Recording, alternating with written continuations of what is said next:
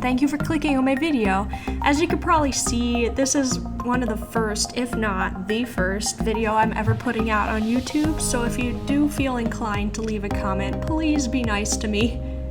So anyway, I had an idea for a video series. I wanted to make a video for every single dinosaur in the video game Ark and explain all of their powers and special abilities and if it's worth going through the effort of taming one, in my opinion. I'll be doing a couple creatures per video because I'd have to do literally over 100 videos if I did a video dedicated to each dinosaur. So I'll be kicking off the series for 3 dinos that are near and dear to my heart. Also, please excuse the various state of undress that my character is in throughout the clips in this video.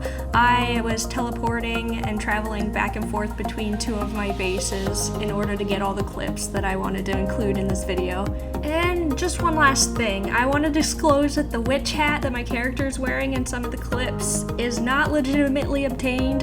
I am filming in my single player world and I just wanted to dress up. All that aside, let's get right into it. So the first creature I want to talk about is the Lystrosaurus. Now this one has a special place in my heart. I know I'm going to say that for all of them, but this was the first ever creature I tamed on the video game Ark. Now this thing doesn't look like much, but it actually is a really great early game tame. The taming process itself is pretty easy to do. It's a passive tame, and you can use Majoberries, which are really easy to get in the early game. Now the main reason this thing is so great is that it works as an XP booster. That means that all of your tames get extra experience when the Lystrosaur is around. All you have to do to activate this buff is walk up to the Lystrosaur and press E to pet him, and it'll do this cute little dance and flip, and then you can see there's an arrow above your dinosaur's heads, and that signifies that they have that buff. This buff lasts for 5 minutes, and once it runs out, all you have to do is run up to the Lystrosaur and pet it again, rinse and repeat. There's no sort of cooldown on the buff. The buff is a 1.35 times multiplier, so that's a good amount of extra experience your tames are getting while the Lystrosaur is around.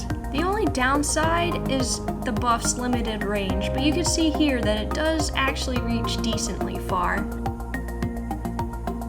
You can take this little guy exploring early game and he'll help you out a lot. He's a bit pokey, but if that bothers you, just level up his movement speed. Additionally, they're small enough to be carried anywhere by your flying mounts, even the Pteranodon, which is the smallest one of them all. Another use for the Lystrosaur is food. Now I'm not saying go and kill your Lystrosaurs for their meat. I'm saying they tend to lay a lot of eggs, so you can use those as an easy food source. Additionally, you can use their eggs to make basic kibble, which can be used to tame Dilos, Parasaurs, and other little things that eat the basic kibble.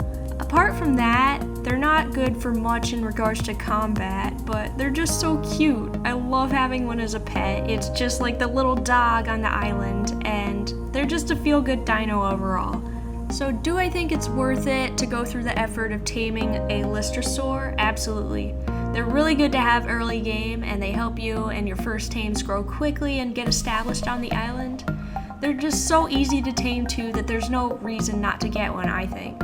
And like I said, they're just so cute and helpful that they make a great addition to any tribe. The second dinosaur I want to talk about is the Parasaur. Now this is probably one of the first, if not the first, mountable dinosaurs you'll get when you start up Ark. And another thing to note is that they come in a tech variant, which, if you don't know what a tech dinosaur is, it doesn't have any special abilities that are different from the dinosaur that it's based off of. It just looks pretty freaking cool. This dinosaur is pretty much essential early game, and it's pretty helpful mid and late game as well, as I'll explain later. As a mount, it's pretty great for traveling. Its stamina is outstanding, and it's a pretty decent swimmer as well. Now this is my dinosaur Watson. He's level 97 at the time of recording this clip, and I'm going to show you just how far he can go on one single charge of stamina. Let's go.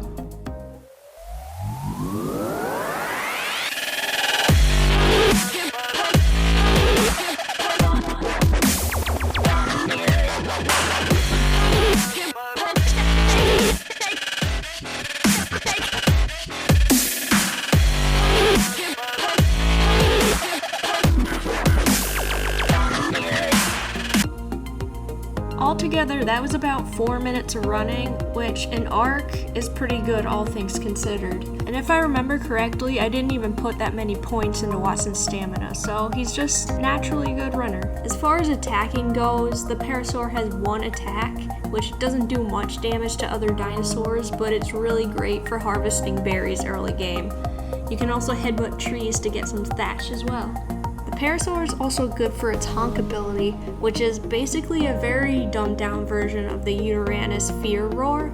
So the way you activate it is you press C if you're on PC, and it'll make the little creatures run away from you.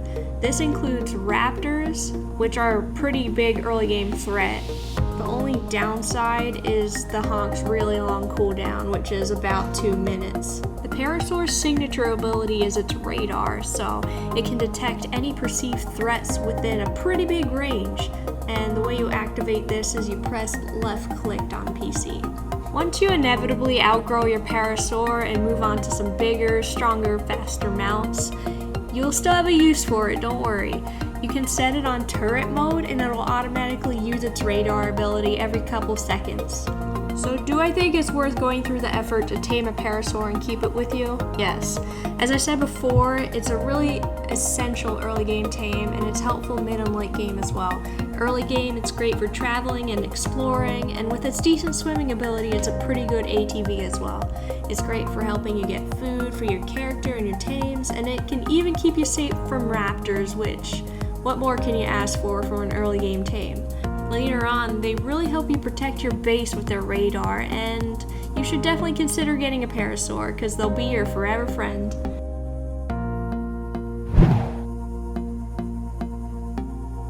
The last dinosaur I want to talk about today is the Pteranodon. This is probably the first flying mount you'll get in the game, and it's pretty easy to tame. A simple bola and beating it with a bat should work, or a trank dart if you're more sophisticated than me.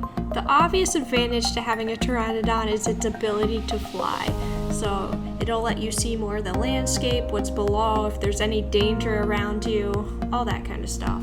I always like to use them for exploration for this reason, and the fact that they're the fastest flying mount in the game as of now.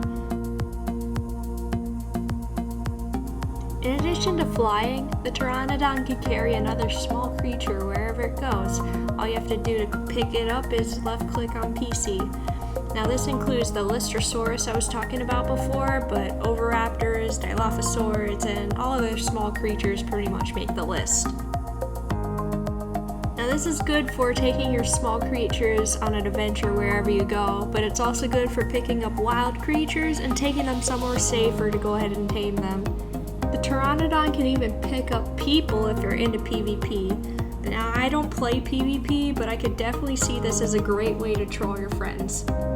Now this dinosaur has a unique ability when flying, which is called the barrel roll. This has a couple different utilities.